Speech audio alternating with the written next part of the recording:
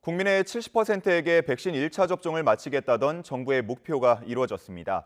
하지만 하루 4자릿수 환자 발생은 여전하고 변이 바이러스 때문에 만족할 만한 효과도 기대하기 어렵습니다. 결국 이번 추석 연휴에 상황을 어떻게 관리하느냐가 위드 코로나 전환의 열쇠가 될 전망입니다. 류재복 해설위원과 함께 알아보겠습니다. 어서 오십시오. 네, 전 국민의 70% 백신 1차 접종 이루어졌습니다. 네, 그렇습니다. 지난 2월 26일에 아스트라제네카 첫 접종이 이루어졌는데요. 203일 만에 70%라는 1차 목표가 달성이 된 것이죠. 원래는 19일 추석 연휴 전이니까 19일까지였는데 조금 빨리 달성을 했습니다. 쭉 그 백신 접종의 과정을 보면 지난 7월이 가장 아쉽죠. 지난 7월이 사실은 백신 접종이 집중적으로 이루어졌으면 아마 한 달 정도 빨리 목표가 이루어졌을 텐데 그때 백신 도입이 일치 중단되는 사태를 맞으면서 접종이 잘 안 됐죠. 그래서 좀 늦어지긴 했지만 지금 놓고 보면 우리나라는 접종이 다른 나라에 비해서는 좀 늦은 편이었지만 상당히 빠른 속도로 이루어졌다 이렇게 볼 수 있고요. 지금 우리가 접종률이 미국이나 독일보다도 빠릅니다. 네. 독일의 1차 접종률이 한 66%고 미국이 한 63% 정도 되니까요. 일단 1차 접종이 70%를 이뤘다는 것은 국민들에게 기본적인 면역의 조건이 갖춰졌다 정도만 지금 이제 평가할 수 있고요. 2차 접종이라든가 또 접종률이 더 올라가야 되는 것은 이제 변이 바이러스의 출현 때문에 필수적인 일이 됐다고 볼 수 있겠죠. 네. 말씀하신 대로 변이 바이러스가 이제 백신 예방 효과를 좀 떨어뜨리기 때문에 더 많은 사람에게 이제 백신 접종이 이루어져야 할 것으로 보이는데, 자, 그렇다면 다음 목표는 이제 2차 접종, 네. 접종 완료자의 비율을 높이는 거겠죠? 대개 이제 3분기까지 1차 접종 70%를 잡았고 4분기에 이제 접종 완료, 2차 접종 70%가 목표이고요. 지금 뭐 착착 진행되고 있습니다. 그래서 10월 말까지, 근데 당초 예상보다 이제 훨씬 빠르게 접종 그 속도를 높인다는 것인데요. 11월까지 70% 2차 접종이 목표였는데 최근 그걸 한 달 정도 당겼습니다. 왜냐하면 지금 백신도 원활하게 들어오고 있고 그다음에 우리는 워낙 이 접종 시스템 자체가 잘 돼 있거든요. 하루에 150만 명까지도 접종이 가능한 그런 그 체계가 갖춰져 있고 전산 작업이 잘 이루어지기 때문에 2차 접종도 어렵지는 않습니다.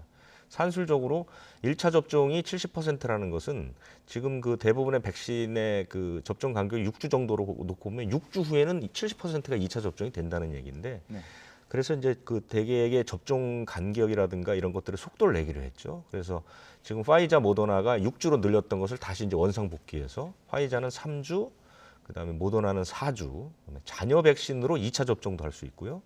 그다음에 지금 그 1차 접종을 안 한 18살 이상 되시는 분이 한 500만 명 되는데요. 이분들은 원래 11월 이후에 다시 맞게 돼 있는데 이것을 좀 당겼습니다. 그래서 내일부터 예약을 하실 수 있고요. 다음 달 1일부터는 이 500만 명이 접종을 할 수 있게 됐습니다. 이런 식으로 해서 10월 말까지 이른바 이제 접종 완료를 70%까지 올린다는 것이죠. 이 정도쯤 되면 그래도 우리가 집단 면역에 매우 가까워졌다. 그러니까 1차 접종의 목표는 국민 대다수에게 기본적인 면역력을 형성시켜 주는 거라면 2차 면역은 확실하고 좀 더 그 깊은 면역을 제공해 준다 이렇게 볼 수 있기 때문에 10월 말이면 아마 이렇게 쉽게 감염이 이렇게 확산하거나 폭발적으로 늘어나는 일은 일어나지 쉽지 않지 않을까 이렇게 보는데 역시 변수는 앵커께서 말씀하신 것처럼 변이 바이러스.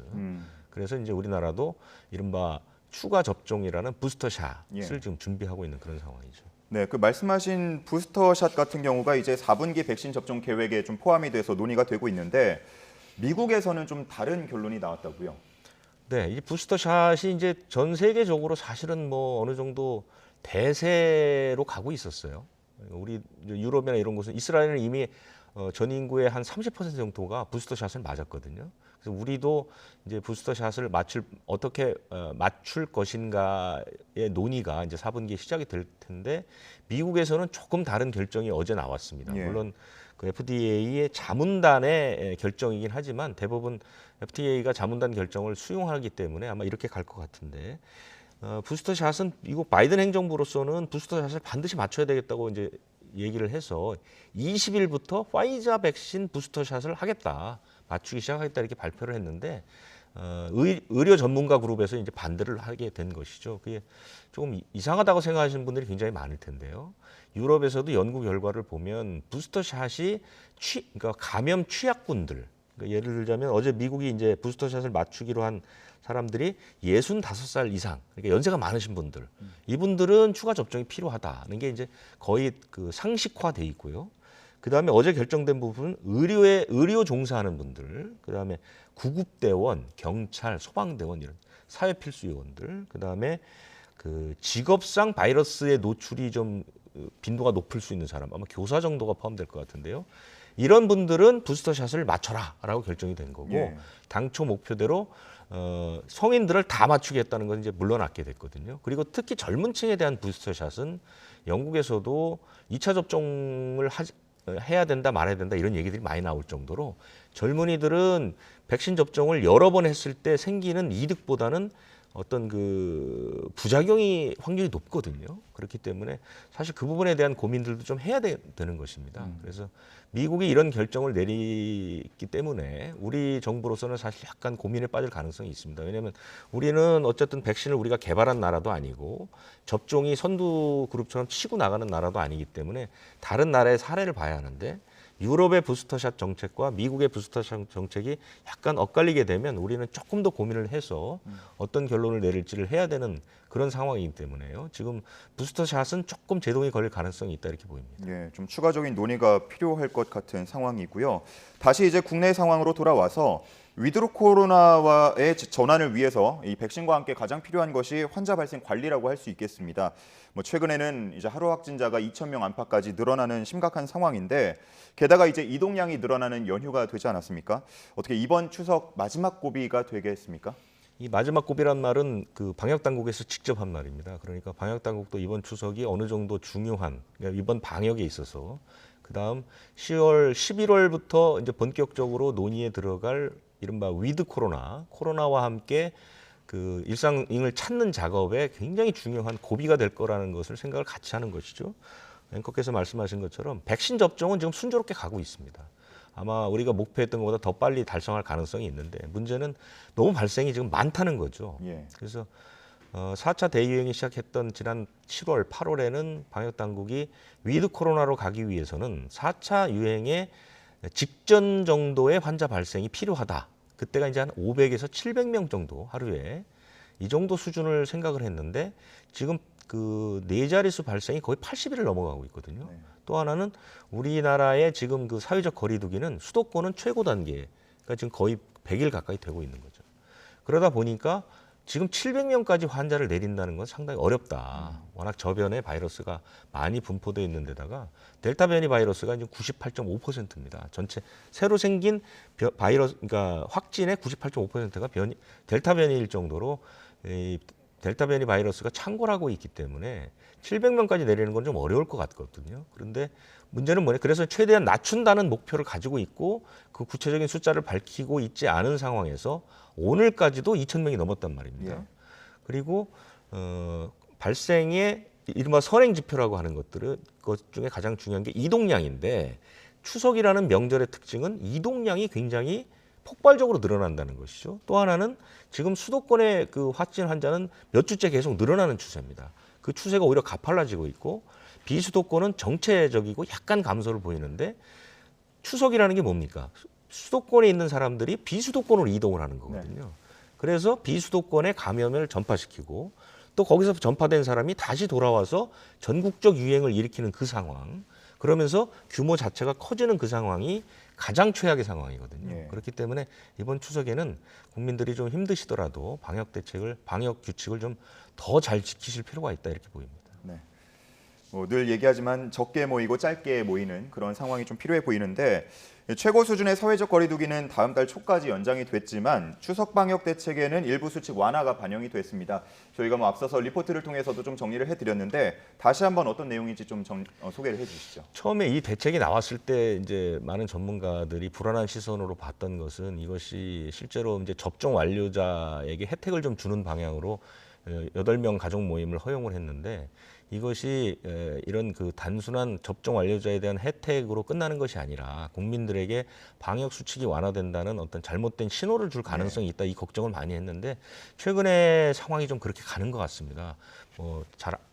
앵커께서도 느끼셨겠지만 지금 교통량도 엄청나게 많이 늘어나고 있고 사람도 지금 많이 모이고 있고 이런 상황들이 결국 방역에서는 치명적인 상황이 될 수 있거든요. 그리고 이번 추석에 방역 대책은 그 거리두기 4단계 조건 하에서 일부 완화됐다고 볼 수 있습니다. 접종 완료, 그러니까 백신을 다 맞은 분들이 맞고 나서 2주가 지나면 가족 모임을 8명까지 가능하다는 것이죠. 지금 모임이 이제 사적 모임이 4명으로 돼 있지 않습니까? 거기에 4명이 더 들어갈 수 있는 것이죠. 이렇게 이제 풀렸는데 반드시 잊지 마셔야 될 것은 집안 안에서만 8명입니다. 집 밖에서는 8명이 아니고 여전히 4명이라는 것이죠. 그래서 가장 지금 헛갈려 하시는 것들이 그런 가족끼리 성묘를 못 가느냐? 못 갑니다. 4명까지밖에 갈 수가 없다는 것. 그리고 가족이 우리 부모님은 연세도 많으시고 또 같이 동거 가족이시고 백신을 맞았기 때문에 인원으로 중복으로 이제 적용을 하게 되면 뭐 10명도 모일 수 있는 것 아니냐 이런 질문들 많이 하시는데 아닙니다. 8명까지 이상은 절대 모일 수 없다는 것이고 8명 안에 백신을 맞지 않은 분은 4명 이상은 절대 모일 수 없다는 걸 잊지 마셔야 될 것이고요. 또 하나는 이제 요양시설 면회가 이번에 이제 허용이 됐습니다. 요양시설은 워낙 이제 그 백신 접종률이 거의 95%에 이를 정도로 많이 백신을 맞기는 하셨지만 그래서 이제 일부 면회가 허용됐는데 면회를 하시는 분과 시설에 계시는 분이 다 백신을 맞고 2주가 지났으면 접촉 면회도 가능합니다. 그러니까 서로 손도 잡을 수 있고 음식도 먹을 수 있는데 만약에 한 분이라도 접종이 안 되면 이런 비대면 면회만 가능하다는 거. 그래서 이렇게 두 가지가 대표적으로 이번 그 추석 그 방역 대책의 근간을 이룰 수 있다는 것. 그래서 어찌 보면 만남이 좀 더 만날 수 있고 수칙은 풀릴 수 있지만 이것이 잘못된 신호로 가지 않고 확산을 좀 막기 위해서는 그 외에는 절대로 하시면 안 된다는 것.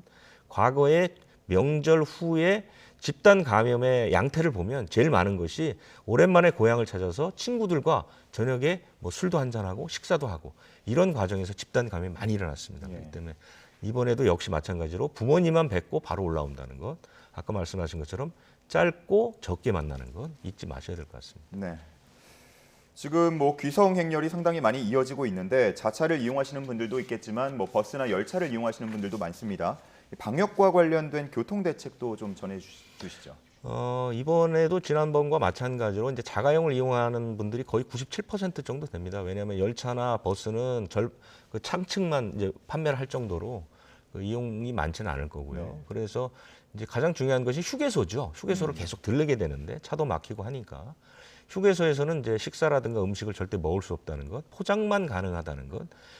명절 전에는 휴게소에 이렇게 칸막이를 놓고 식사를 했는데 할 수 없다는 것들을 좀 아셔야 될 것 같고요. 그다음에 또 하나는 고속도로 휴게소마다 이제 그 한 9곳에 선별 검사소를 설치를 했습니다. 그래서 저는 내려갈 때보다도 올라올 때 검사할 필요는 있다. 왜냐하면 지역에서 감염된 분들이 이제 자기의 집으로 돌아와서 직장을 나갈 때 감염된 상태에서 직장에 가면 직장 내 감염이 될 가능성이 높거든요. 그래서 고향 방문 마치고 올라오시는 길에 휴게소에서 한번 들려서 검사를 받으실 필요가 있다. 뭐 증상이 있든 없든 한번 받아보실 필요는 있을 것 같고요.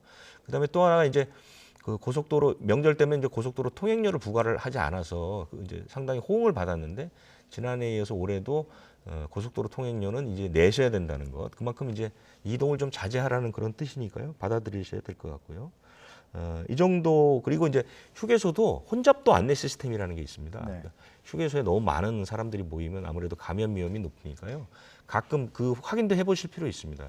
휴게소 갈 때 다음 휴게소가 어느 정도 혼잡한지를 보셔서 너무 사람이 많으면 좀 한번 다음 휴게소를 이용하는 것도 감염을 막는 방법으로 보입니다.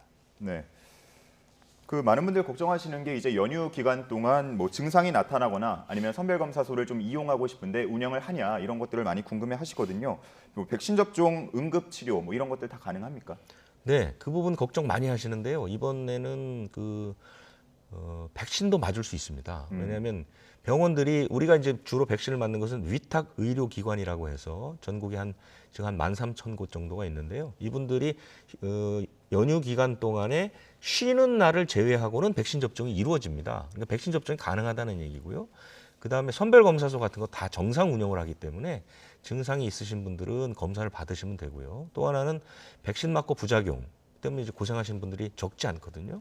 이런 부분들 응급 의료 시스템을 이용해서 응급실도 가실 수 있습니다. 예. 그 방법은 그 포털 같은 데에도 다 나와 있습니다. 포털에 명절병원이라고 치시면 네. 명절에 운영하는 병원들 이름이 다 뜨거든요. 그러니까 그런 거 활용하셔도 되고요. 응급센터 같은데 전화로 문의하셔도 되니까 이번에 뭐 코로나19 증상이 나오거나 백신 부작용이 나왔을 때 이런 것들을 잘 이용하시면 문제 없이 검사를 받을 수도 있고 조치를 받을 수도 있다. 이렇게 생각하시면 되겠습니다. 네, 연휴 기간에도 다 정상적으로 운영이 되니까 또 증상 나타나고 하는 분들은 정상적인 것은 아니고 쉬는 기간은 있지만 어쨌든 응급 의료 체계가 갖춰져 있기 때문에 예. 이용을 할 수 있다는 거죠. 이용할 수 있다. 알겠습니다. 여기까지 듣겠습니다. 류재복 해설위원이었습니다. 감사합니다.